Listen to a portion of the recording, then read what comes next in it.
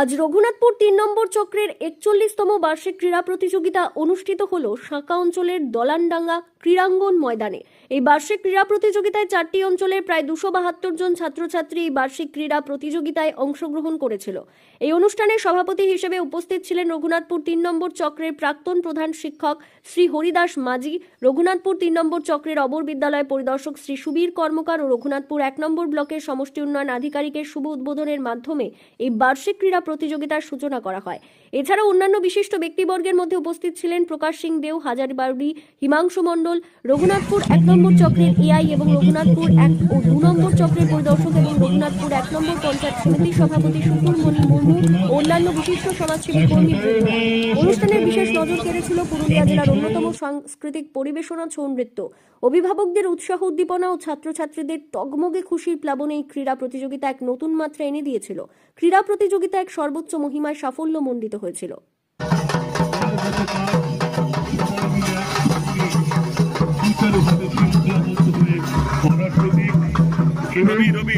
আমাদের মননশীলতায় মূল্যবোধ ভাতৃত্ব এইসব গুণাবলী আমাদের মধ্যে সৃজন করার প্রতীক।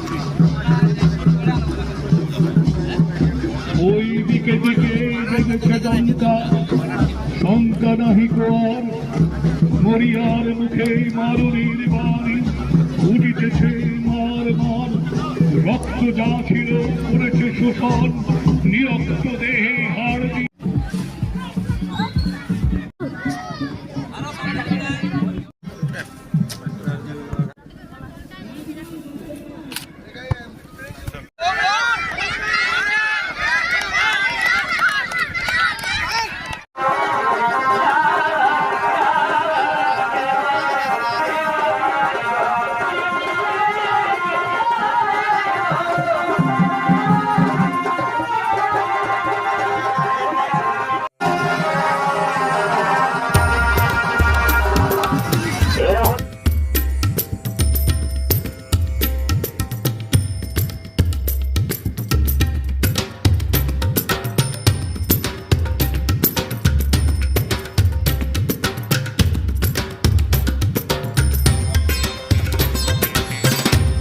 যাতে সেই জায়গায় তাড়াতাড়ি পৌঁছে যায়, তা নাহলে দেখা যায় যে কোনো একজন পার্টিসিপেট পৌঁছাতে পারছে না, সেই জন্য হয়তো আমরা খেলাটা শুরু করতে পারছি না।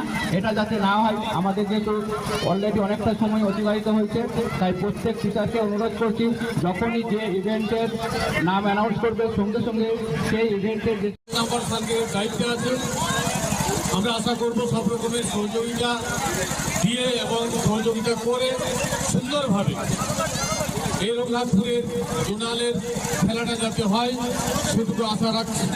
আমি এখন আর বেশি কিছু না বলে সমস্ত শিক্ষক শিক্ষিকাদের এই শীতের উষ্ণ ভালোবাসা এবং আমি আন্তরিক শুভেচ্ছা জানিয়ে আমার বক্তব্য শেষ করছি।